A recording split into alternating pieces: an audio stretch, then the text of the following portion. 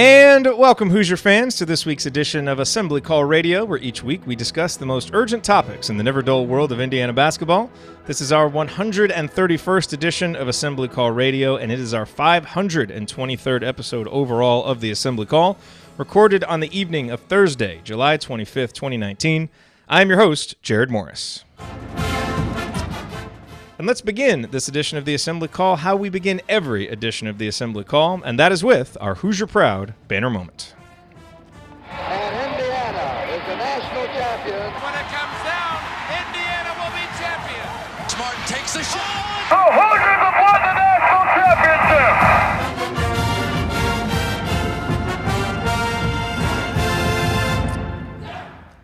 This week's banner moment occurred when the Indiana basketball Twitter account tweeted out a series of photos and videos showing the team enjoying a fun day out on the lake.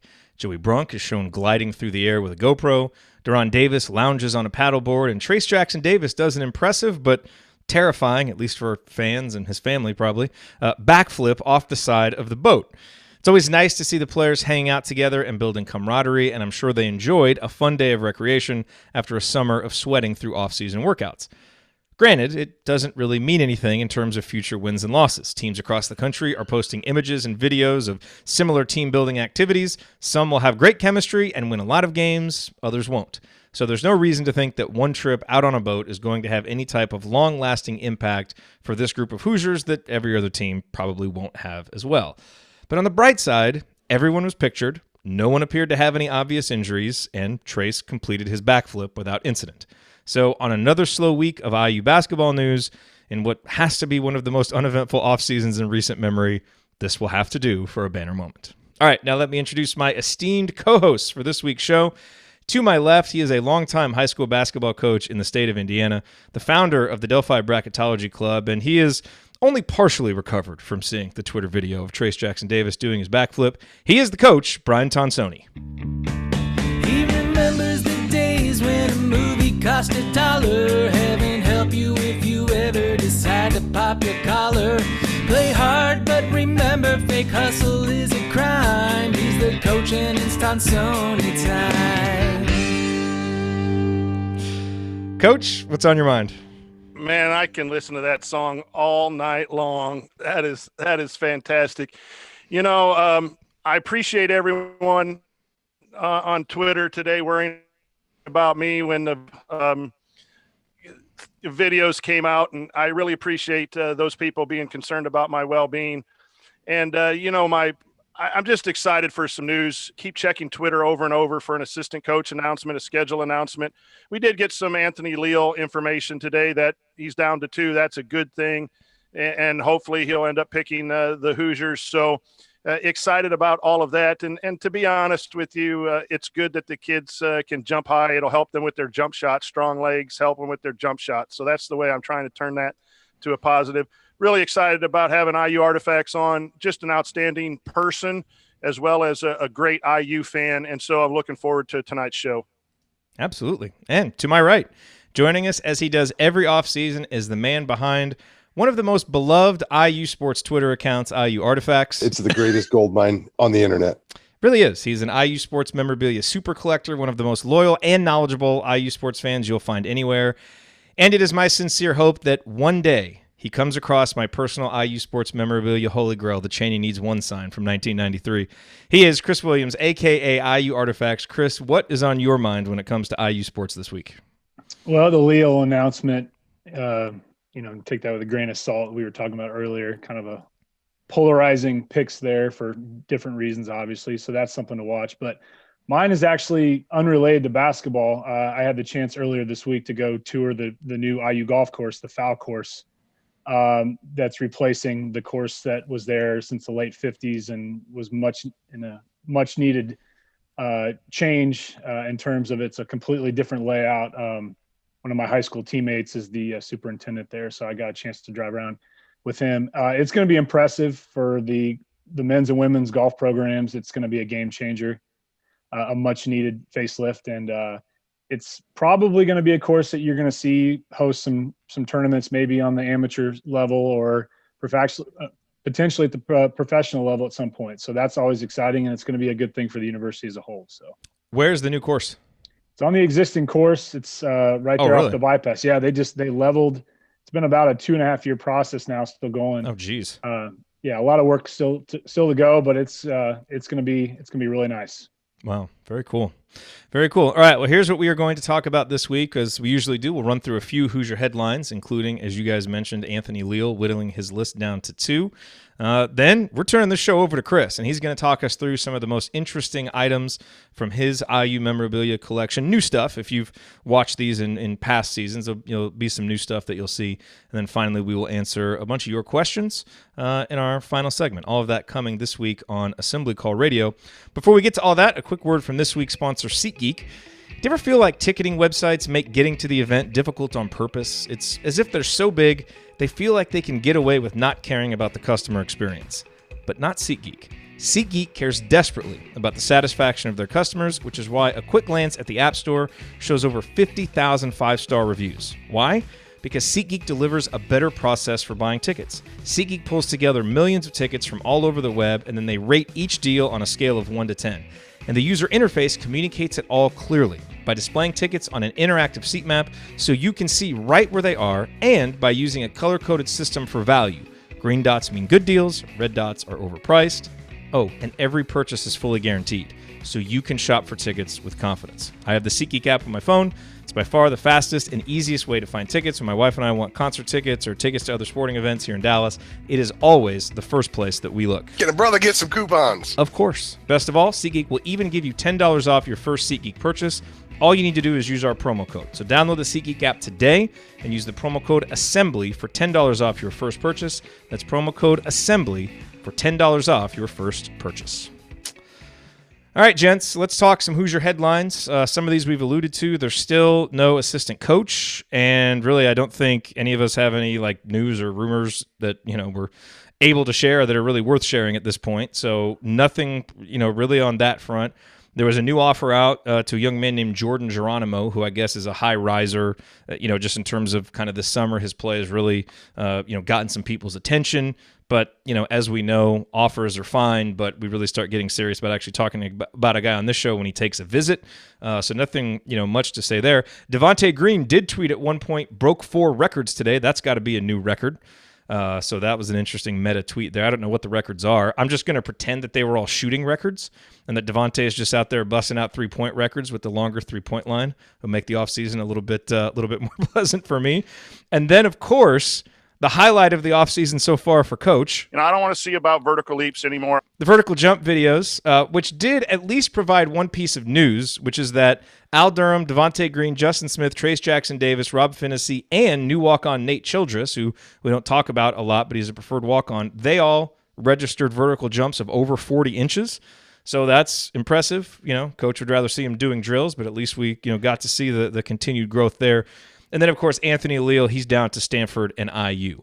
So those are the main headlines. Did I miss any? Was there anything else interesting that happened this week for IU hoops? I think that was about it. Chris, of those stories, which one kind of jumps out to you as being worth talking about? I think there's a certain level of, still maybe some unsettledness among IU fans about why the assistant coach position hasn't been filled. I obviously, from a fan perspective, we may be trembling, and some people are probably like, no, it's no big deal. But I think for Archie, he knows what he's doing. He's not rushing he's trusting the process. And, we could go back and forth about whether he's going to look for an IU guy or whether he's going to just look for the best available coach that's going to fit what he wants to do. I think it's a toss up, but I think that there's still plenty of time in the off season to kind of, to get that figured out. And like I said, I'll trust his judgment on who he is. And I just hope he comes in and will mesh with the rest of the coaching staff. Let's talk real quick about Anthony Leal, Coach. He announced that he's down to 2, Indiana and Stanford. And look, when it's a kid in your backyard, who, I guess there's been kind of the assumption, or there was the assumption, that if Indiana just offered, he would come. Well, that obviously isn't true. And he's continued to play well and has earned himself a lot of offers and attention, which good for him. But when you have a guy like that, you don't necessarily think him whittling it down to 2 is newsworthy. It's like, look, are we going to get him or not? But I think it's a good sign for Indiana that when he went down to 2, it was Indiana and Stanford. because in a lot of ways that's an apples and oranges comparison. And it means to me that if he does end up choosing Stanford, which would be, look, a great choice for any young man's future, that he's looking for something, more than what Indiana's going to provide. Maybe he wants to go away from home. Maybe he wants that next level education. Maybe he wants the weather. Like, those are things Indiana can't give him. If it was Ohio State and Indiana, now it's more of an apples to apples comparison. And it's like, all right, well, why, you would feel like we would have the tiebreaker there because we're Indiana. So I guess seeing those final two, it made me feel a little bit better about that recruitment for that sense. And I hope he picks Indiana. But at the end of the day, he's worked hard to earn himself two really good choices, and he can't go wrong with either one of them.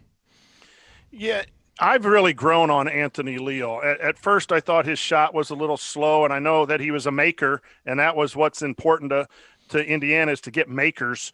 But I think his shot looks a lot quicker. His release looks a lot quicker. And I think that, that's a guy that we want in the Indiana program. And I beat this drum way too hard about getting Indiana guys and guys that want to come to play for Indiana. And I think Leal would fit that.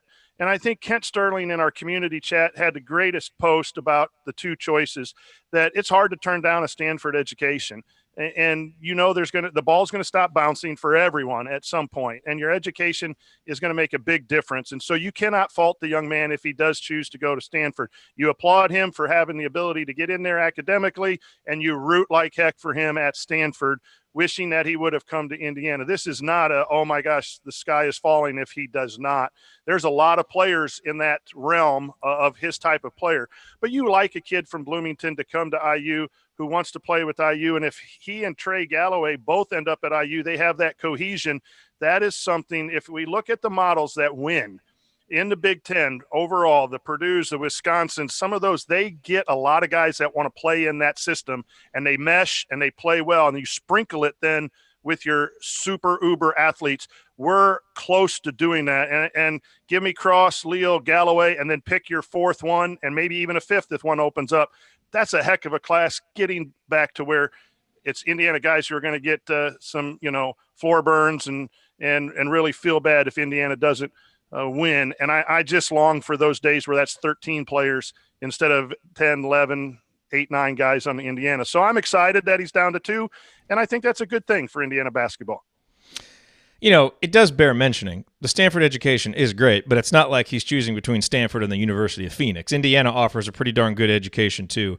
I wonder, what do you think is the bigger difference? The difference between a Stanford education and an IU education, or the basketball experience of playing at Stanford or playing at Indiana? I don't think Stanford has a whole lot of support. I would say it's probably the basketball. Chris, any other thoughts on Leal? Obviously, you're there in Bloomington. I don't know if you've gotten a chance to see him play live at all.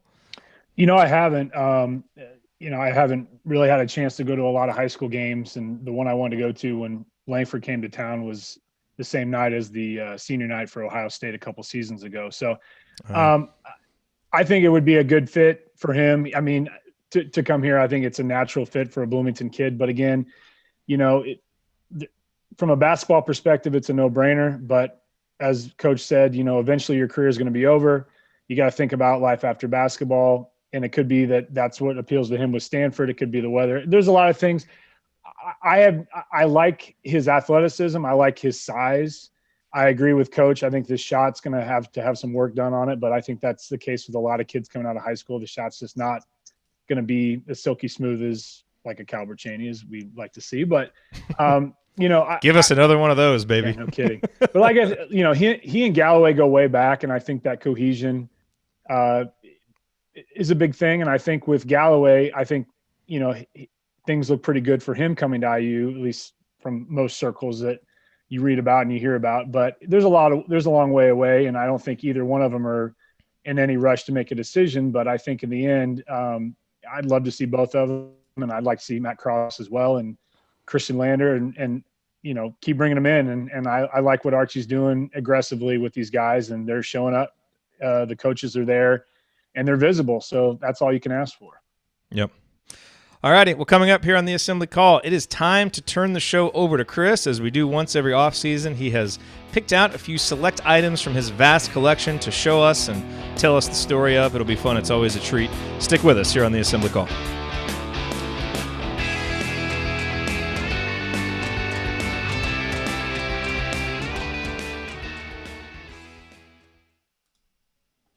Boom. All right, nice job, gents. Hello to everybody watching live. Awesome to see you all here. Yeah, Joel does make an interesting point in there. He said, I think this is an ultimatum by Leal telling IU it's time to give him the full offer. You never know. I mean, offers are different to different people. Like, I would think that he has a full committable offer, but you never know those things. So, because there are a lot of guys in that class that are kind of the same position, so you don't know if there's any type of contingency on that based on what other guys do. I don't know. If that was, what he was thinking, then probably a smart move to do. But we will see what happens with it. So, yeah, did you guys see the picture of Ryan and Andy hanging out in San Diego? Yep. Hopefully they're having fun. The Leo thing is interesting, too, because, Ohio State offered, I believe, correct? Didn't he offer Leo and both Galloway? of them, yeah. And so that was quick to dismiss Ohio State. That's a plus. And yeah, you never know. That was just Chris Holtman playing games. Yeah, I think so, trying to push it, too. But, there was some thought, is it Leo or Galloway? Are there conditional offers, a 1 and a 1A type deal? Would they take both? That's been a discussion point for a while. And I think it'd be dumb if you wouldn't take both of them. I agree, but that limits you. You got 3 or 4 guards you're looking at from Davis and that group, and then you got 2 bigs in Loveday and Garcia. And if you take 3 right away, you're only guaranteed to have 1 more unless there's a transfer or something, a graduate transfer or something like that. So, unless you're ready to punt a big or punt the point guard for a year, taking all 3 real quick could put you into a bind. But if you don't, and then all those kids go elsewhere, then you lose out on a guy who could really be good. That's the tough part too about coaching, that you don't really get, is when to do it and when not to do it. Yeah, and just to be clear, we're not saying we know that. I have no idea what the nature of the offer is. It's all speculation as far as that goes. Look, I agree. And I guess you could, you look at those 2 guys and they play similar positions, and so you could make that argument. But the fact that they've played together and have that kind of camaraderie, like, that would just breathe something into the program that would be good. Deal with the issue of it later of them playing the same positions. Sometimes if it's a little mismatch when you write a lineup out, you deal with it because of what it brings you on the positive side. So I'd be totally fine with it. I'm with you, Coach. And one just more, get good players in here. Absolutely. And one more thing for the chat mob. He's in love with Cross. What's his toughness? He's in love with Galloway and making Galloway a priority. What do we hear about Galloway? Toughness. Yes, Smarts. You need guys to put the ball in a basket, and you do need those uber athletic guys at times. But if you don't have a foundation of toughness, that's the difference between last year's team and the NCAA, was a lack of toughness. And some guys have moved on, and sometimes they got to develop it in a Justin Smith kind of situation. But, man, we get caught up sometimes in 5-star, 4-star. Give me toughness, and then we'll find a way to make you an offensive player within that toughness. If you don't have that toughness, it's hard. Potential is nice, but toughness is just fantastic. It's a skill. Just look at the Purdue roster. Dribbling and shooting are their toughness. Yeah, and they're not superstars. No. They've had one. Michigan. Flanagan in look at Michigan's rosters. Yeah, Carson Edwards. Yeah, but he was a 3-star coming in. Yeah.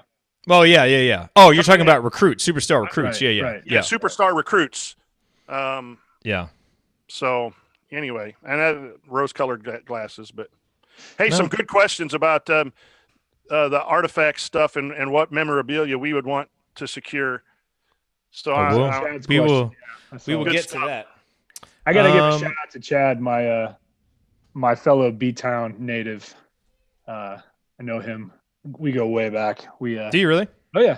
I lived with 4 guys in college that he went to high school with. They were all South guys. I went to North. I went to the better school. So, Northsiders. So. Shots fired. Yeah. Hey, I'm not going to back down. I'm not afraid. I would have gone to South if I'd stayed in Bloomington. Yeah, I won't hold it to you against you. So, Joel with the comment of the night: "Give me Lily King toughness." Yeah, absolutely. I would go with that. Man, one of the most mentally tough athletes in IU history right there. That is the definition of badass. Lily King. She is a badass, man. All right, let's hop into this. So that segment was about 15 minutes, so we can go 25 minutes this segment if we want to. So okay. Let's do this. Oh, and I got to remember to tell people to watch this one on YouTube if they're listening on the radio. Yeah, I'll try to that be off the top. descriptive as I can, but Okay. So. Yeah, I'll try to remind people off the top. All right. Cool. Here we go. You guys ready? Yep. All right. Here we go.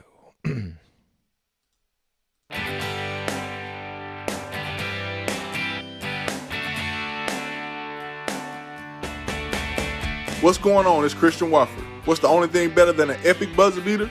Celebrating it with friends afterwards. Join my guys Jared, Andy, Ryan, and Coach on the assembly call after every IU game. Go Hoosiers.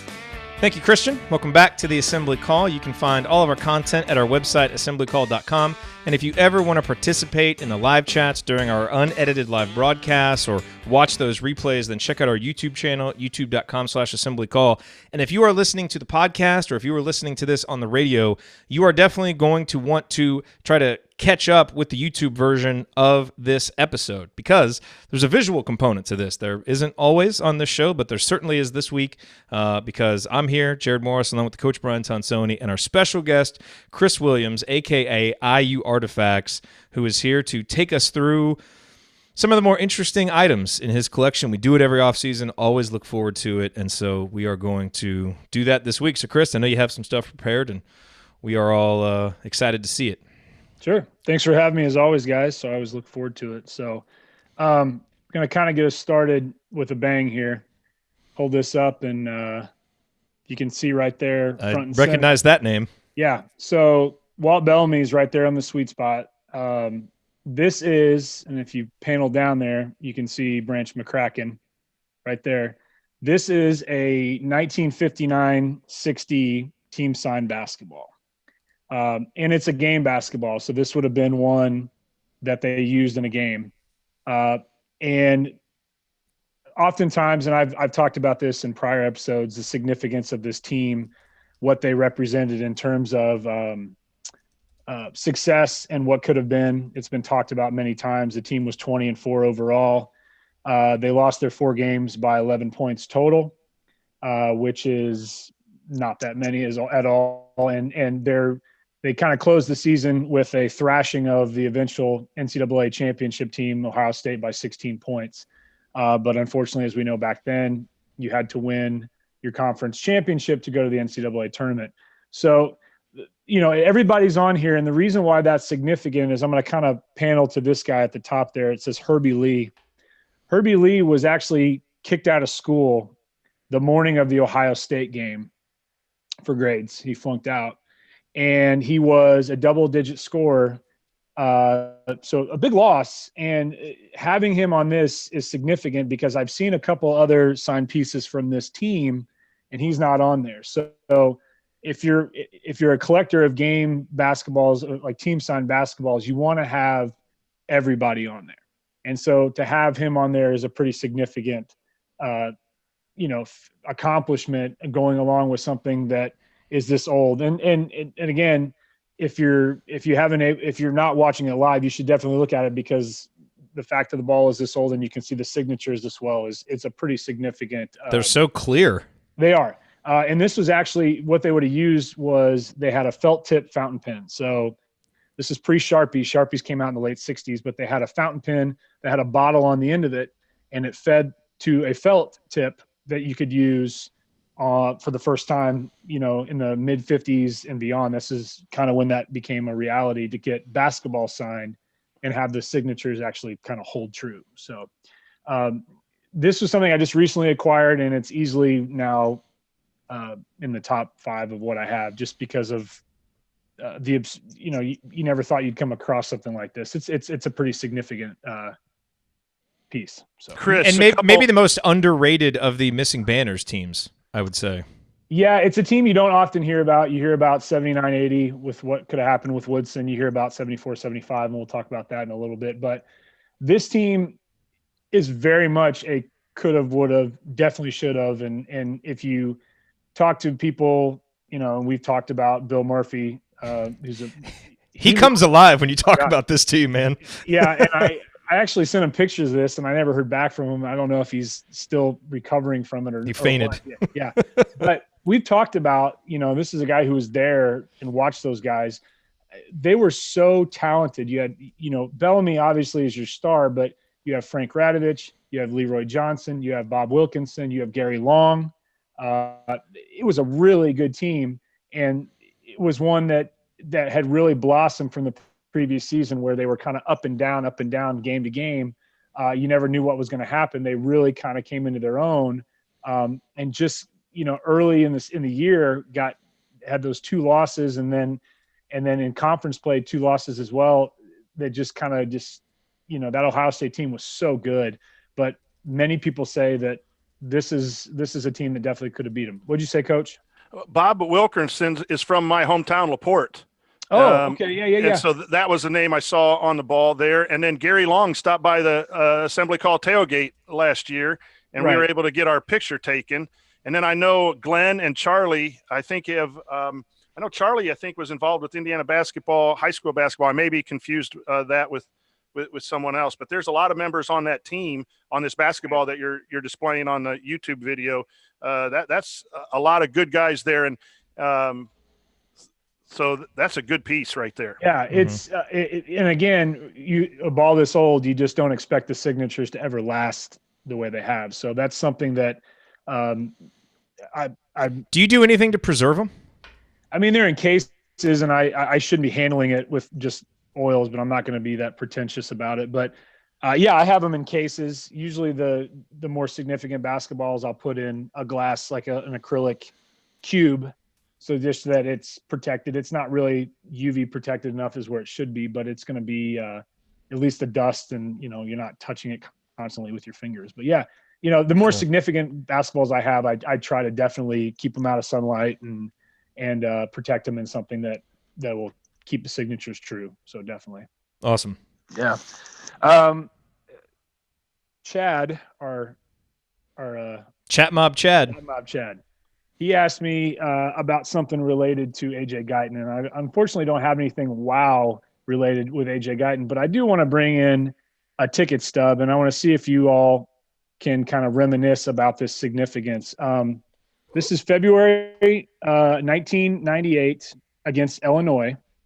So this would have been February 24th, 1998 against Illinois.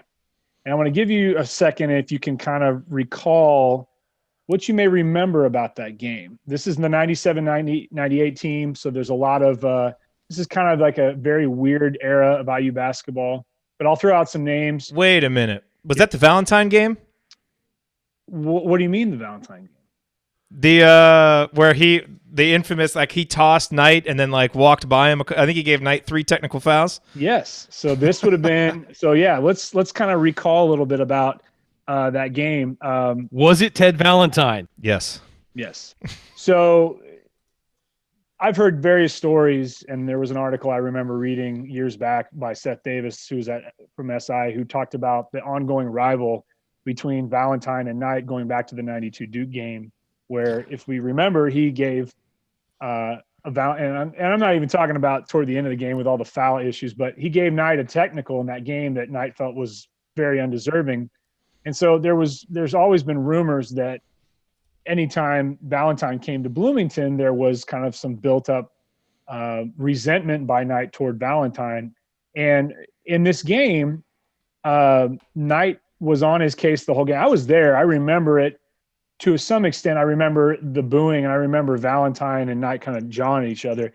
But Knight got a technical foul at the end of the first half, which a lot of people may not remember. They remember the incident toward the end, which I'll talk about, but a lot of people don't remember what happened at the end of the first half. But as you were talking about, actually at the end of the first half, Knight walked past him briskly to go the wrong direction, the long way around at Assembly Hall. And then in the second half, if you remember that game like I do, like it was yesterday, Luke Recker is going to the basket. Sergio McClain goes up to and knocks him down. It wasn't an intentional foul, even though everybody in the place wanted that. But Knight thought that it should have been called a technical foul because McClain was hanging on the rim. And so he was on Valentine's case before that, and not realizing yet that Recker was down, and Rink and all the coaches go over there. And so those two are jawing at each other. And then Knight goes on the floor, which he's allowed to by the rules, to look at it, to check out his injured player. And Valentine gives him a technical from going on the floor. And then hell breaks loose. They go back and forth. Ed Hightower was the other ref. He was trying to get in the middle of it. There's, supposedly Hightower tried to get Valentine to take back or rescind the technical, which he did not do. Good luck with that. Kept going back and forth. And then Valentine kicks him out. And I remember, Knight kind of took his time for a moment. And then just like, again, Valentine was on the other end of the floor. He goes right by him and briskly walks right by him, may have kind of, run into him just ever so slightly, but the place was nuts. Everybody talks about how loud it was when Marco Killingsworth had the dunk against Duke. To me, this was one of those moments where I will just remember the place was going nuts. Now, unfortunately, we lost the game, and this was toward the end of the season, going into, I think, what was the first Big Ten tournament. But that's one of those moments that I can remember from that early Guyton era, but with Recker still there, William Gladness was still there. But just such a weird game, and one of those where if you're a true IU fan, you continue that resentment for Valentine because of that and because of the Duke game. Yeah. Oh my goodness. Yeah. Now, Knight did some crazy things that we kind of laughed off in the moment that in hindsight I shudder at and I don't find so entertaining or endearing anymore. Not that one. I still love that one. And he was completely in the right to do what he did. There was nothing. And Valentine, he was, who knows what was going through his head. I'm sure he regretted it, but I bet he didn't think he could look himself in the eye if he rescinded it. So I mean, it's two men who would be completely blinded by ego and pride that just had a moment of being blinded by it, and Valentine in that moment happened to be more in the wrong. So I mean, it's what happens when you mix those two together. Definitely. All right, we're gonna move along to Coach. Did you ever have a moment like that when you were coaching? Ever brushed by an official? I had my best episode ever is I went after another coach and got a technical, and the official was actually holding me back from charging the other coach.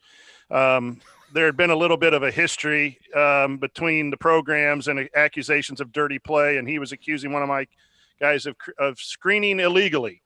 And we were down 19 points in the second quarter of a tournament game. And I had enough, so I went after him, and the official said, "Brian, stop." I said, "No, you're going to have to tee me up if you want me to stop, because I'm going to go, and then I can't say what I said because I'm going to get this guy." And he literally grabbed me by the pants, pulled me back, teed me up. Our team rallied, and we won the White County Tourney championship game from down 19. But officials never stormed across the court. I think I've got 5 technicals in my 10-year career, and only deserved about 1 or 2 of them. Well, based on that story, maybe you should have gotten more. It seemed to work out all right. Is there video of that, by the way? There's got to be video somewhere. I don't know, but I'm not I enjoy telling that story now, and we're good. The coach and I now of the opponent we've mended fences, and we're now put all that to bed. But I didn't go after an official. I did go after another high school coach, and I was quite angry.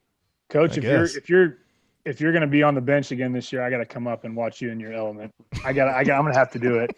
I got to sit and be quiet now. I'm an assistant, but you're always welcome. We'll get you in. That would be awesome. We'll leave tickets. That would be awesome. All right. So we're going to move to probably the greatest era in IU basketball, the mid-'70s, and we're going to focus on we have a road jersey worn by Steve Green during the 74-75 season, which there's never enough in terms of what you can say about this season, about Steve Green, about that whole era. So this is a red Rawlings 34. He actually wore this for 2 seasons, 73-74 and 74-75. But if you focus on the 74-75 season, he was the captain of the team. He led the team in scoring. And the thing that a lot of people don't remember about Steve Green is that he was Knight's first recruit. I actually had an interesting conversation with somebody the other day that we kept talking about Steve Downing. I said, well, wait a minute. Downing was a throwback to Lou Watson, and Downing stayed when McGinnis decided to go pro. The two of them came in at the same time. McGinnis decided to just stay and play under Knight. And But Steve Green went to Silver Creek High School. He's from Sellersburg, and he came in and really was nice guy, especially after Downing left in '73. But if you focus and you think about what could have been, and this is probably the biggest, and I know there's some people, especially the old school guys that may, they talk about, there's only so many things you can say about coulda, woulda, shoulda with seasons, but with 74, 75, you're talking about the most dominant team in IU history. I mean, everybody talks about 76, but you have to add in veterans like John Laskowski, and you have to add in Steve Green.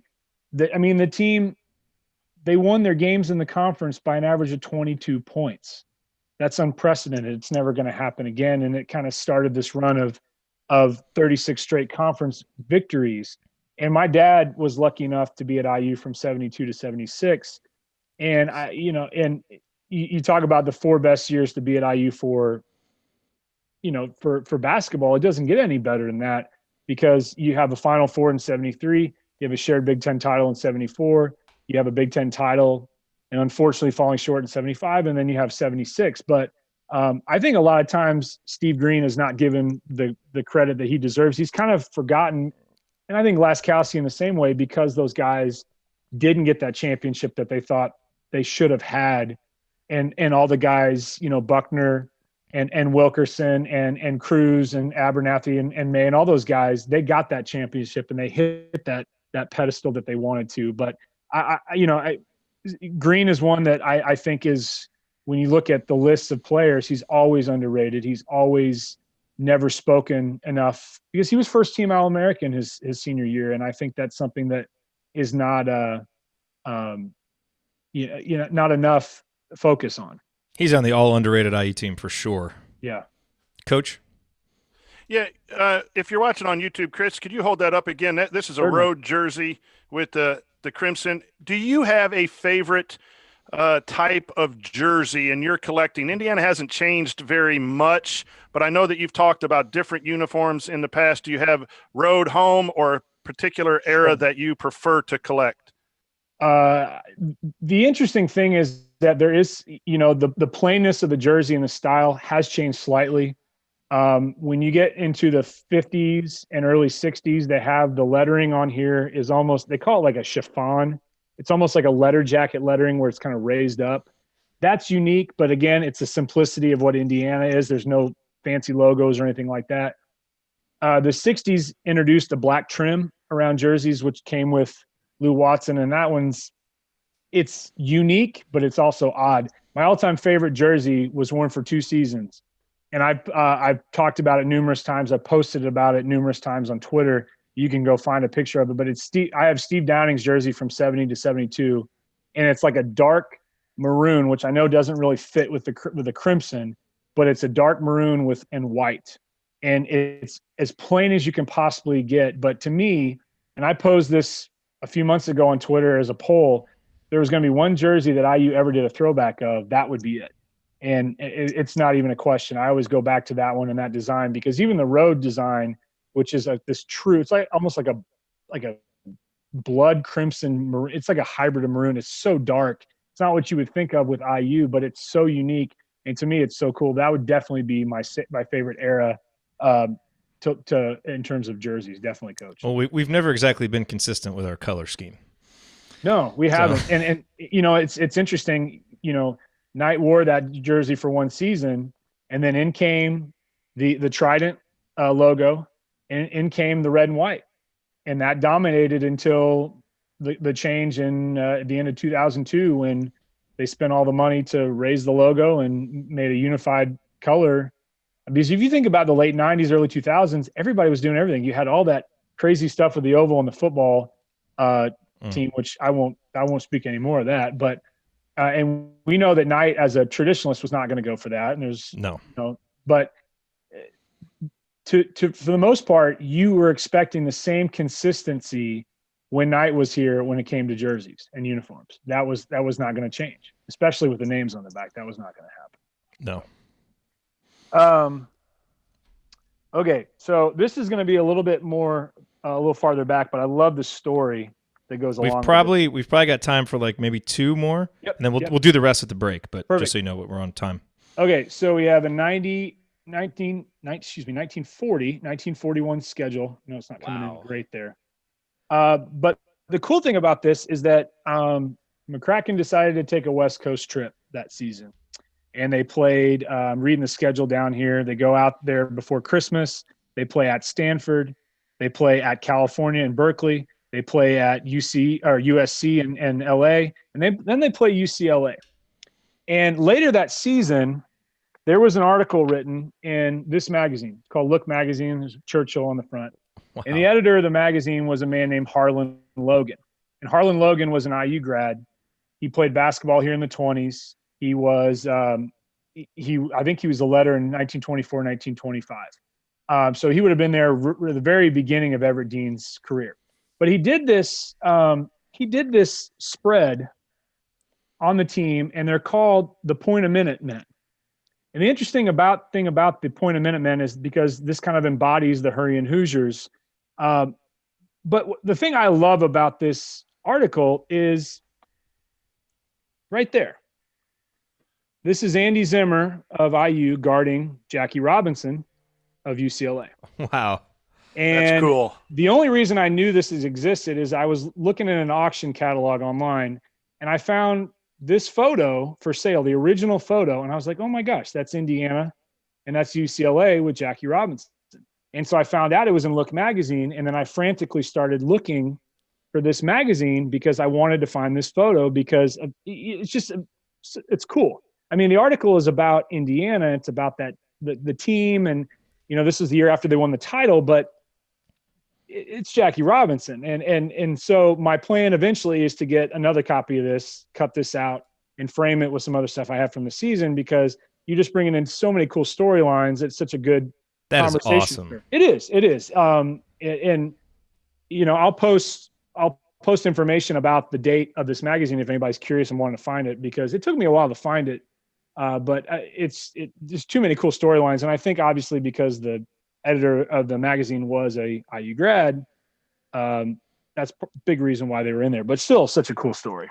So what a unique piece, man. I think those are some of my favorite pieces that you do. Like the jerseys are great, like kind of the standard stuff, but those just almost out of left field pieces that you would never expect are so interesting. Right. We got time for one more for now? Yeah.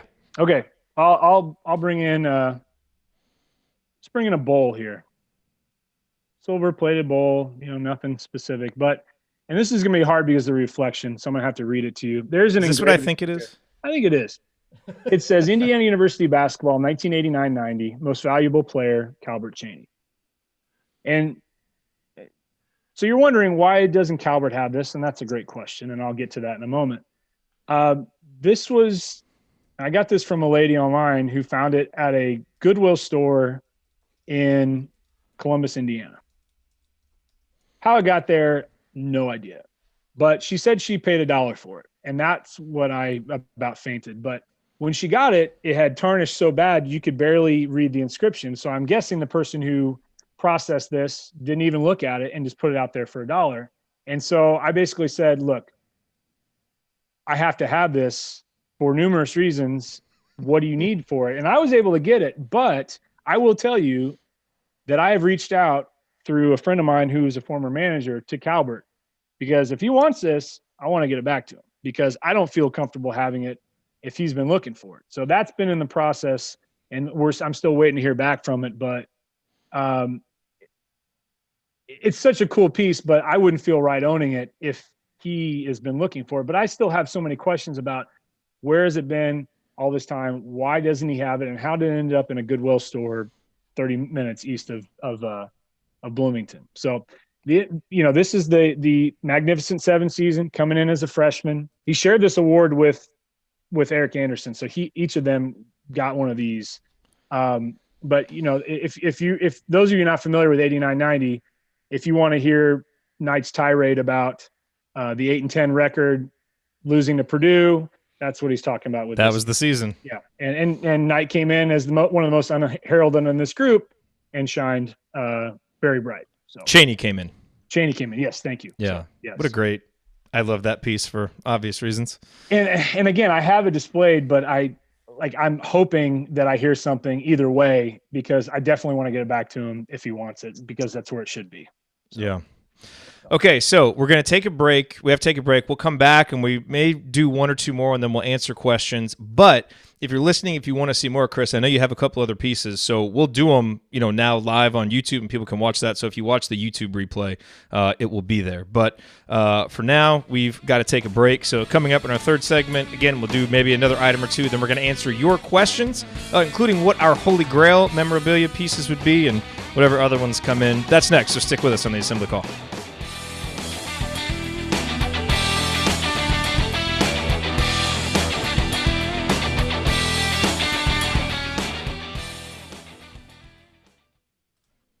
All right. That was great, Chris. Okay. Yeah, we'll still have about 9 minutes for the final segment too. So, okay, cool. But yeah, let's go. If we have more, let's go through them now. We can just do it on YouTube. Sure. Hey, and before he gets going, while he's gathering his stuff for the chat mob and the people listening, there's no one better than Chris at sharing stuff and looking for stuff. He's befriended me out of just a Twitter exchange. He's come to the tailgate. I've been to his house. I took some programs down to see if he wanted any of the stuff that I had, and he found some stuff for me. Just a great person, as well as just an IU guy. All IU guys are great, but Chris, you generally are one of the most unselfish people I've ever met in my entire life with what you do, and that story about wanting to give back to Cheney, that's genuine, people. That is I look forward. I'm retiring to Bloomington because in 7 or 8 years, because I want to be in Bloomington, but I want to live in the town with this guy, and I want to hang out with this guy on a regular basis. So I'm going to be a state liaison for sure. So. Yeah, this guy is a real deal, people. And if you get a chance to meet him at one of our tailgates or at a basketball game or something, or at a meetup, Chris is just generally great, and not just a collector of stuff, but fantastic. Well, I'd say the same about you, Coach. So thanks for the kind words. But you have given stuff back to guys, right? I mean, even if there's a piece that you love, if you know that a guy wants it, you'll give it back to him. I've gotten and then you've sought people out, I think. Yeah, I have spoken to lots of former players. John Ritter, who was on the 73 team, his son was looking for stuff, sent him a bunch of stuff. There's numerous people that I have connected with, networking wise and through social media, that have reached out to me. And I always, if I have anything that, it could be something, is just like a picture, it could be a ticket stub. I always am wanting to help people out with that, especially former players, because there's a lot of guys that didn't get any of their stuff from their playing days, or don't have anything to really appreciate. There's numerous, and they're all really great guys, and it's fun to kind of connect with them and get to know them and talk with them about their playing days and their experiences is pretty neat. Yeah. Well, I'll let you get back, Chris. I hate to toot your horn, but I'm going to toot your horn all night long. One of the things, too, without getting into a lot of details, that you push for, you really would like to see an IU museum where some of these things are presented for people to go and see. And I know there's a lot to it, and you got to get with the university, and we won't go on to all the details you shared with me in our conversations. But I personally thank you and would love to see a memorabilia is hosted where fans and kids and fathers can take their sons and see some of the old court and old uniforms. And I applaud you for those efforts. And I know they're in progress. I can speak around the bend, but that'd be great. Okay. Yeah. And again, I've there's several people in the university that I'm cordial with and friendly with, and they're great people. And this is not a put down. I have a good friend of mine in town who's another collector. His name is Brett White, and he and I are real big collectors. And his father and grandfather played football for IU. His father was on the Rose Bowl team, and his grandfather played in the late 30s, early 40s. We've both kind of been echoing the same message. And again, I'm not here to throw the athletic department on the bus, but I'll just talk about it briefly. If you go to Hinkey, they have displays in there on the second floor, which is kind of the main banquet area, and this is where they have the walk out to the football stadium. They have items in there that are deteriorating in condition, primarily because those windows face kind of southwest, and they're getting a lot of sunlight, and they have some really important pieces of memorabilia that need to be saved. And I've had this conversation, so I'm not. This is not a passive aggressive conversation. It's something that I have talked to people about, and hopefully something can happen about it. But like you said, Coach, I would love to see it. There would be an all sports museum. Alabama's is unbelievable. Penn State has a great one. There's numerous. We have so much it. sports history, not just basketball and football, obviously. Yes. And again, don't get me wrong, Cook Hall has some great things on display, and so does Hinkey. I mean, Hinkey's got these pods for all these different sports. They have swimming, soccer, basketball, football, everything, baseball, golf, everything. But, you know, it's not a museum, and I don't think it was ever intended to be a museum. And that's nobody's fault, especially currently in athletics. That's not, because that was not their vision. Most of those people, don't think their vision was to have it as a museum. But there's so much to talk about with multiple sports. And I'm even talking beyond basketball. You think about swimming, you think about soccer, you think about football, you think about baseball, cross country, wrestling. We have national championships in a lot of those sports, and they should be showcased. And I guarantee you that if you had people that, and I'm as passionate about this as anybody, but I'm going to speak up about it. I'd love to see it. And it may not happen. It may down the road, but it is something that I think would be a great showcase for the university, and it would draw so many people in that may not see it. And that's part of the reason why I do what I do on Twitter is I try to talk about the storylines that are not spoken about as much, and go dive deeper into things to make these connections about, oh my gosh, I didn't realize that, because it is important to bring out. And just adding on to what is already out there from athletics and from the IU archives that do really good jobs with that. So what could people watching who hear this, who are interested, do that would make a difference in moving the needle? I don't know. I would say if you're someone who's passionate about wanting to see a preserved museum for relics and artifacts, contact the athletic department.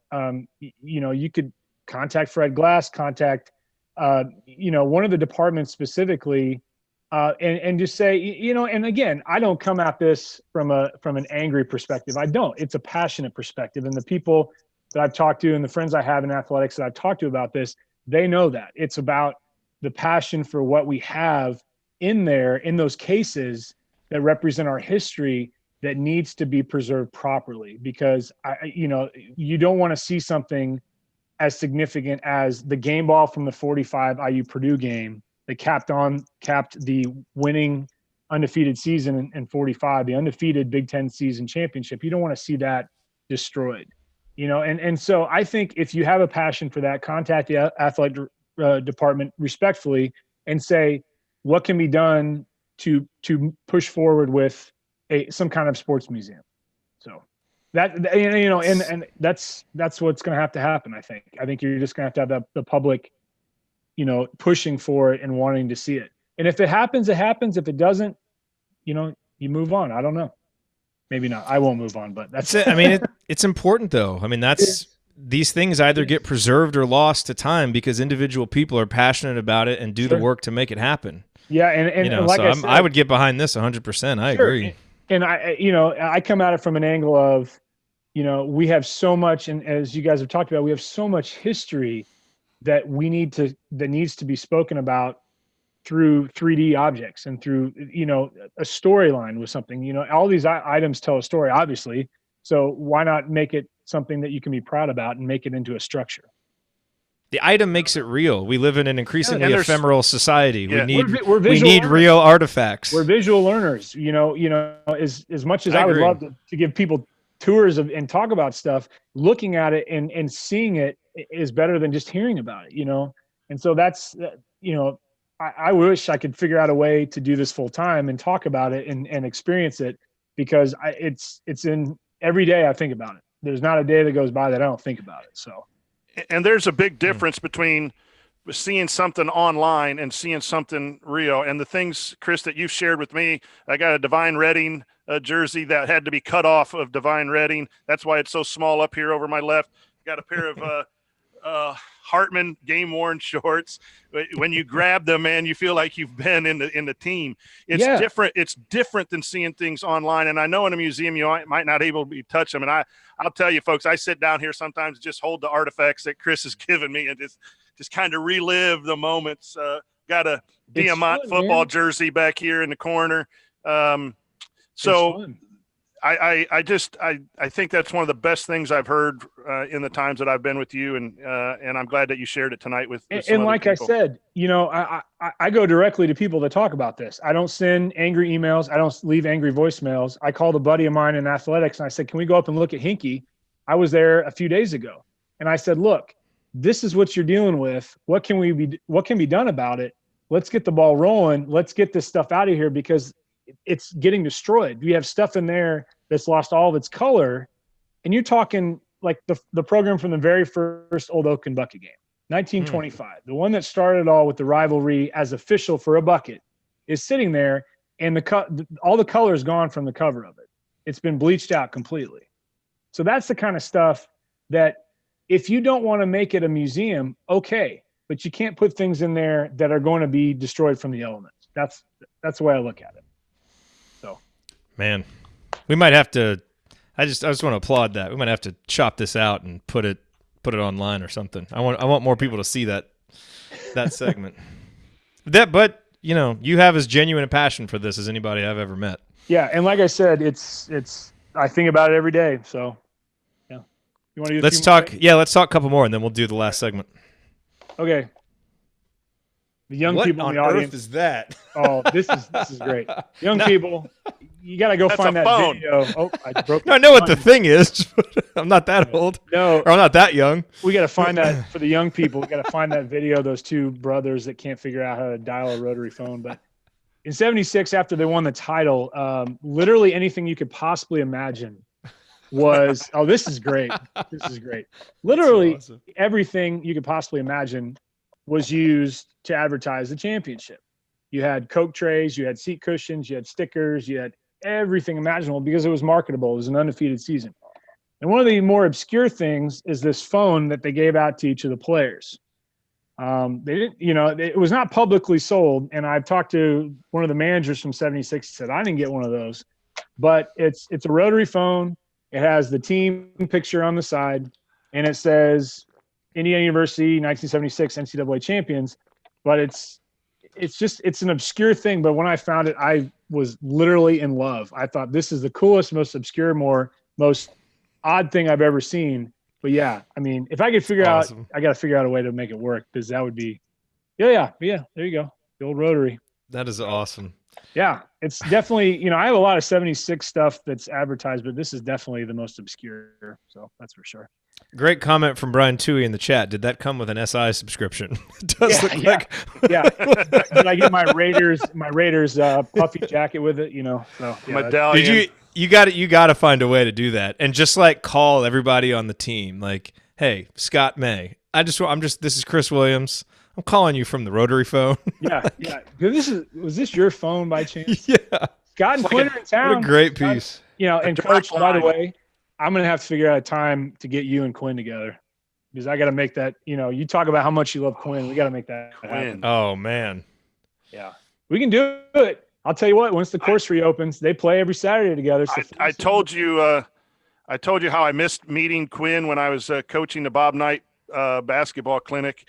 The coaches had gone out 3 straight nights and stayed out till like 3 or 4 in the morning and got up at 7 and coached basketball. The 4th night, I said, "No, I can't. I got to go to bed early."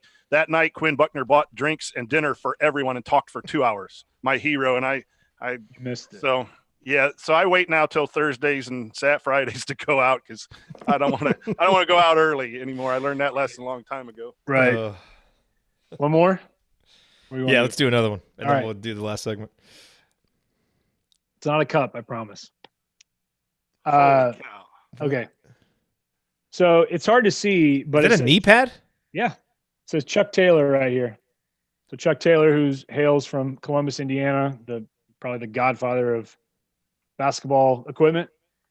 So he made these, and then IU custom sewed on the I and the U and wore these during the 53 championship season. And there was one in particular, Phil Byers, who wore these during the national title game. There's a great photo of them in the line receiving their trophies, and there at the end is Byers with the knee brace on, the knee pad.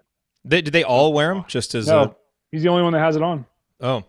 So there are a couple sets out there, but this one has a ton of wear to it, especially on the strap on the back. But if you're talking about an obscure piece of game used memorabilia, I don't know what tops this. But you never would have known it had any affiliation with the team unless they had stitched on the INU on it. But like I said, what color is that? I mean, it's like a dark okay, crimson. it is. Yeah, it's okay. Crimson. Yeah, it's almost like a maroon more than anything. But yeah, the color kind of, it's hard to see with it. But yeah, but definitely obscure. But it's one of the only things I have game use wise from the 53 team because can't find anything. The only thing that I've seen is Don Schlunt's jersey, which is on display at Cook Hall, so which is where it should be. I got to tell you, I'm with you on liking when we went with darker shades of red, like the football jerseys in the 80s. Oh yeah, that's my favorite like color. When we were down, I think it was the Florida International game just this past season. Were we down there? Were we at FIU last season? Coach, you know that. 2 seasons ago, right? 2 seasons ago? Okay. It rained during that game, and those like crimson jerseys turned that dark maroon. And I posted something like, this is like a Mallory throwback all over again because they were just soaked and it was so wet. The jerseys changed color. And I agree with you. What they had in the late 80s, even in the early 90s, was pretty awesome. But like I said, if people find that picture on Twitter, you'll see what I'm talking about with those jerseys. They're so unique in the color. So, yeah. All right. Good stuff, man. All right. Yeah. Very good stuff. Applause. Okay, so is that everything that you had? I mean, I got a couple other things, but we can move on. Doesn't matter. Well, let's see what we get through with this segment, and then maybe we can do a couple more at the end. Perfect. But let's go through. So we got about 9 minutes or so. So I'll put in the chat if we get up to it, and Chris, if we start running out of time, then that's it. We're done. No more questions. If you're talking, I'll cut you off with that if we get Perfect. up against the break. Perfect. All right. Here. Coach, you ready? Yep. Okay. I do want to. I don't know how to contact this person, but they clearly listen to the podcast, so I want to mention them on the podcast. Okay. Here we go.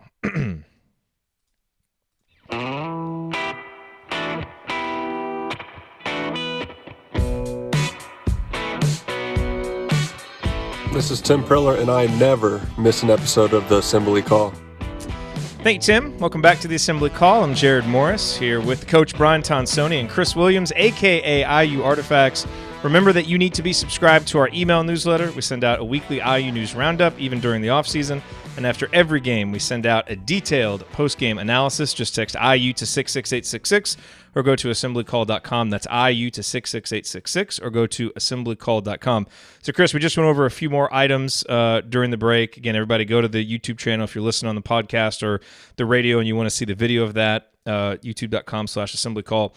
Before we get into a couple questions, I do want to recognize a listener, Geraldine Roy, who sent this to me with a note. I'd like to pass on this cap and these buttons to you, Ryan or Andy, or another faithful IU fan.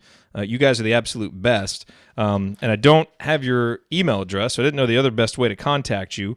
Besides thanking you here on the show, and I have my own little IU artifacts here to display. Chris, I showed you this earlier, but the 1987 National Championship hat, kind of like the trucker hat style, which has clearly been worn and loved, which you can tell from the inside. And then, really interestingly, these buttons.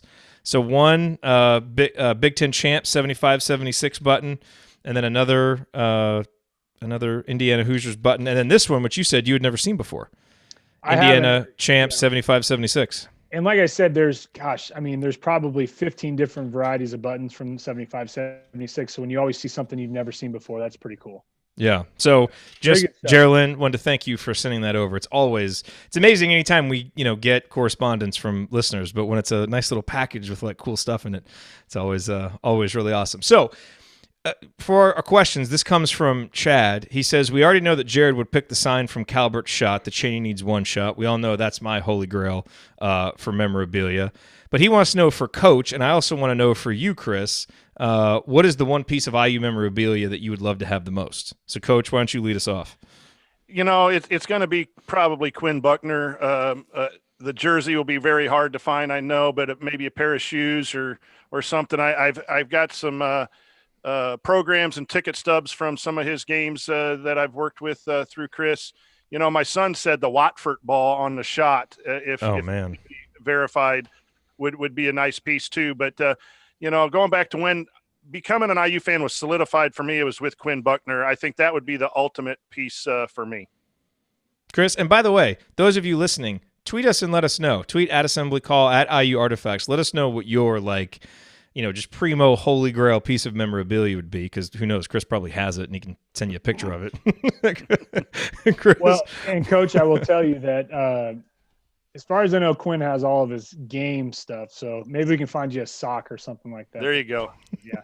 I'd hang it right back here. There you go. That'd be great. That'd be a good conversation starter. That was a random sock there.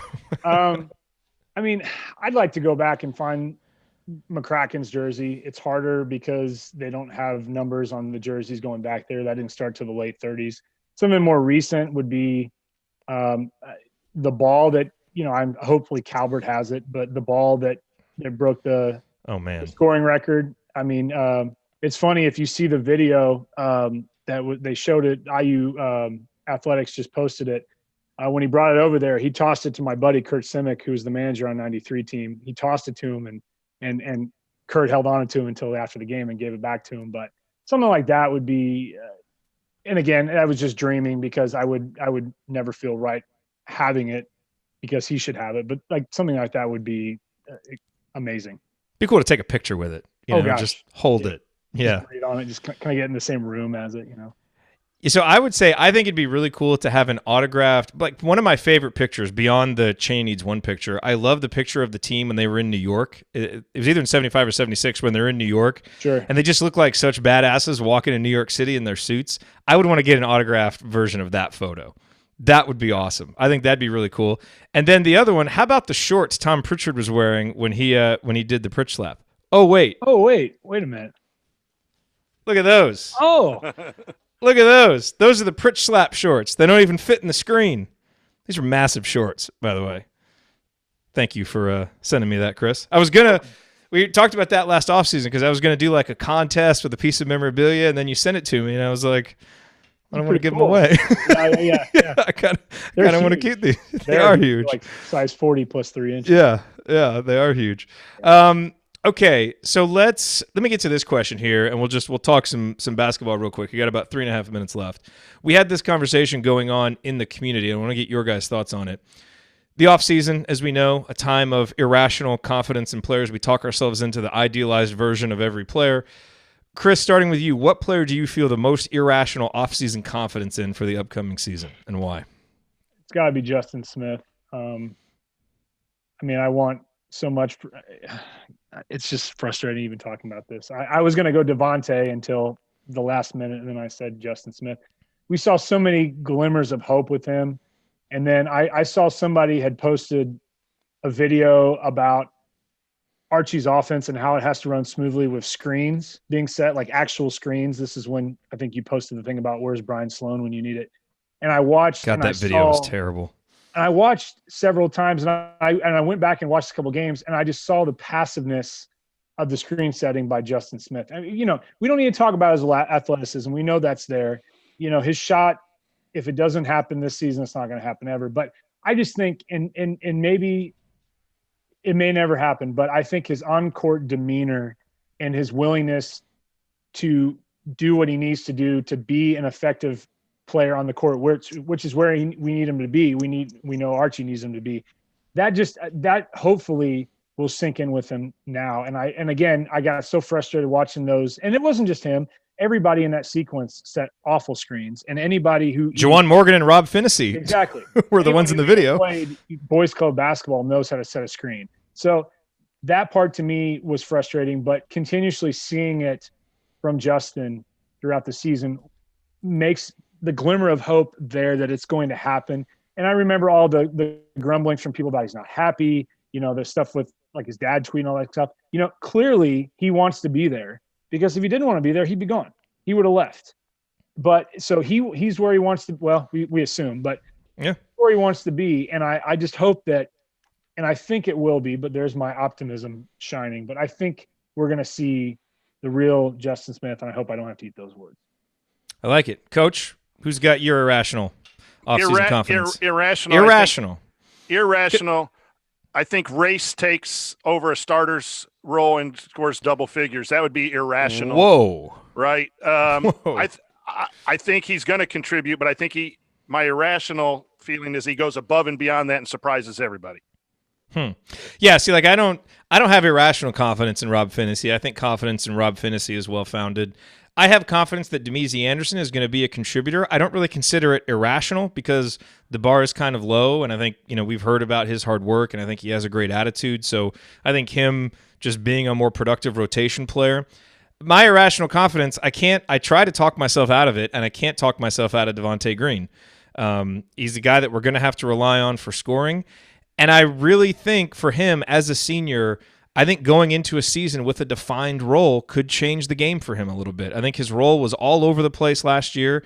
And I think if he and Archie kind of find some common ground and he knows what's expected of him and he's got the green light and he's got a point guard that lets him play off the ball and play where he's comfortable, I don't know. I feel like we could get a really good season from Devontae Green. So, again, I'm trying to talk myself out of it because we have 3 years of evidence that suggests it's not going to happen, but I can't shake kind of an irrational feeling of offseason confidence. And what are the off seasons for if they're not for that? So, all right, that's going to have to do it for us on this week's episode of the Assembly Call. If you want to see us do the show live, join us at assemblycall.com on Thursday nights for the live broadcast of our Assembly Call radio recording. And you can always subscribe to our podcast by searching for Assembly Call wherever you listen to podcasts. And don't forget to go to assemblycall.com or text IU to 66866 to join our free email newsletter. Thank you for listening. We will talk to you again next Thursday night. Until then. Take it from me, Robert Johnson. Keep your elbows in and your eyes on the rim. And go Hoosiers.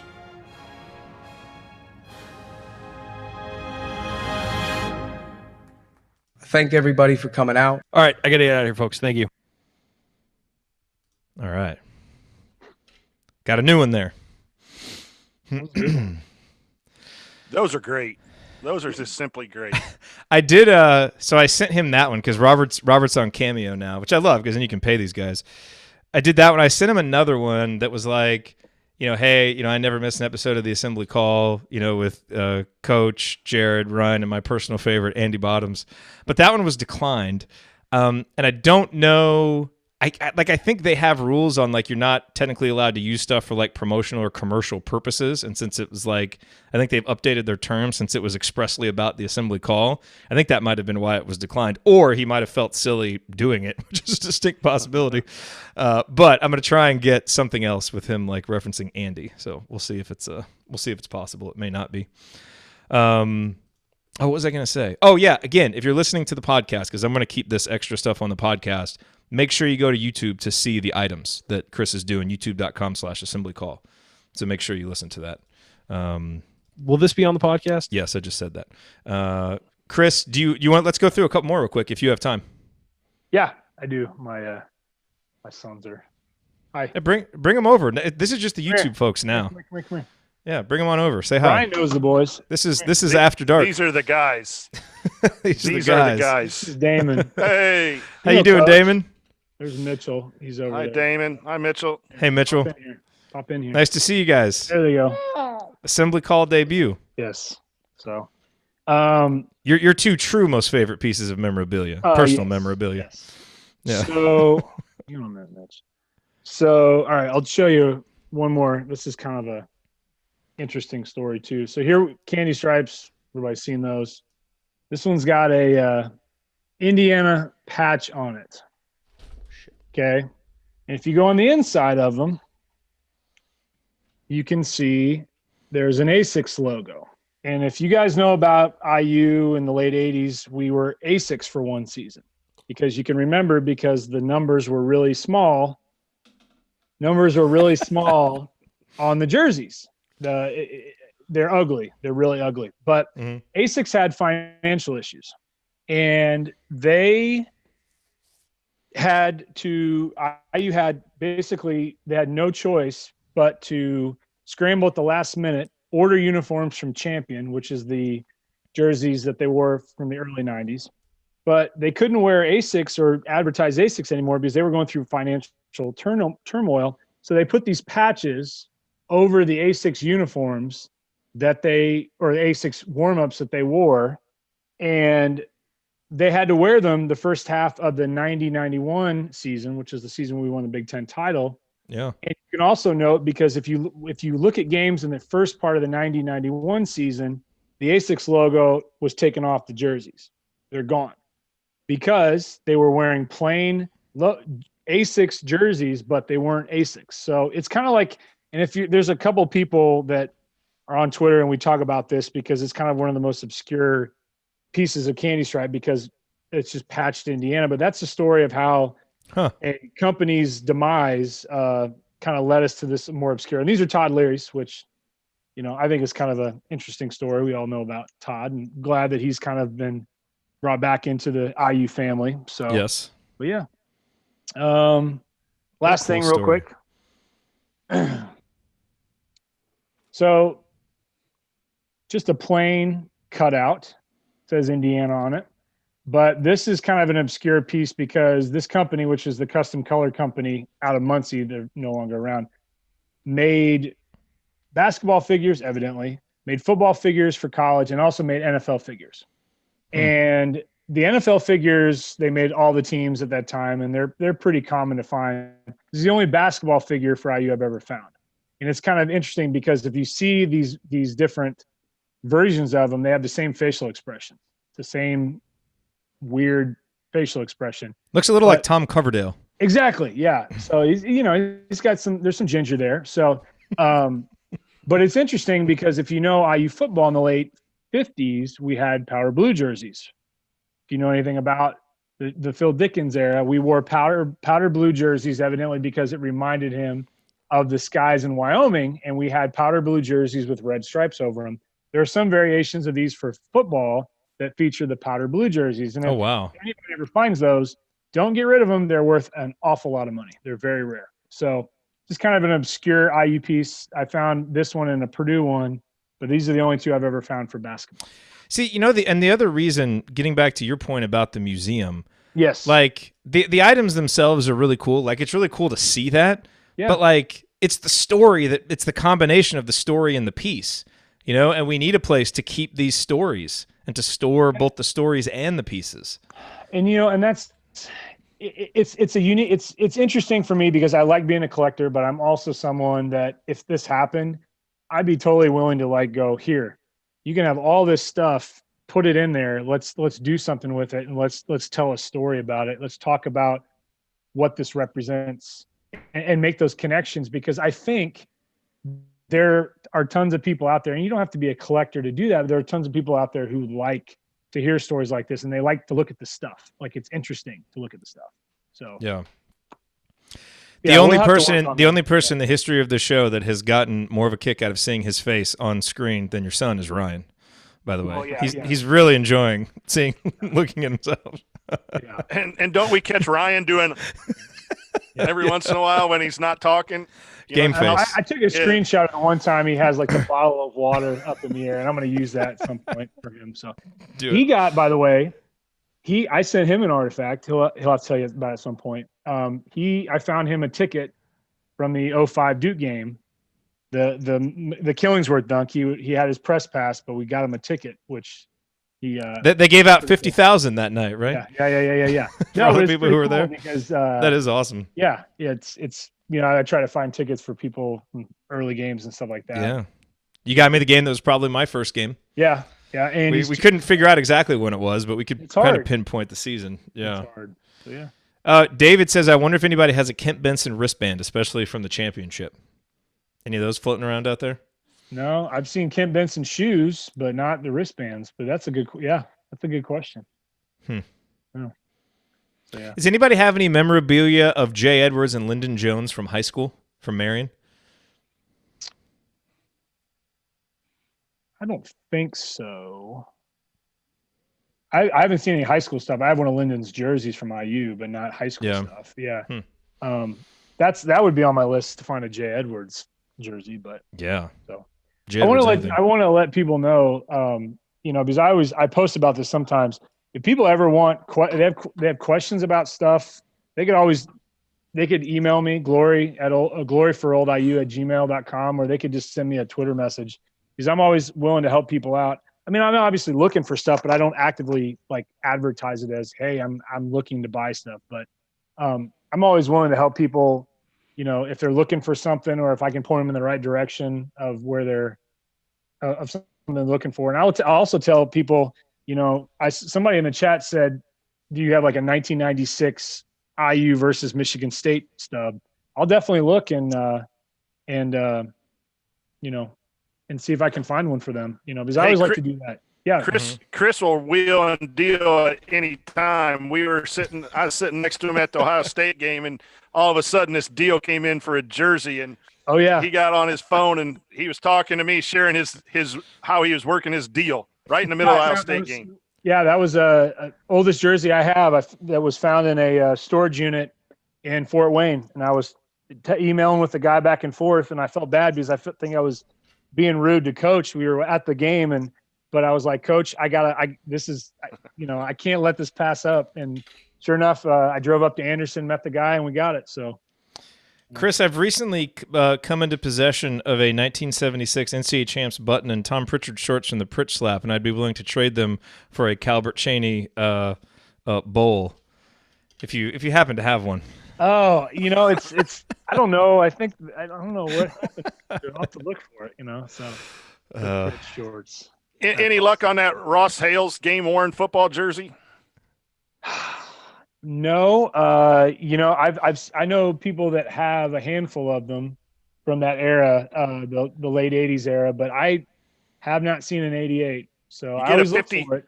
You get a 1993-94 number 53 when he walked on the basketball team. That would be cool. That would be cool. And I remember. Didn't he have his career high in that unfortunate Minnesota game? When they called him the Thug.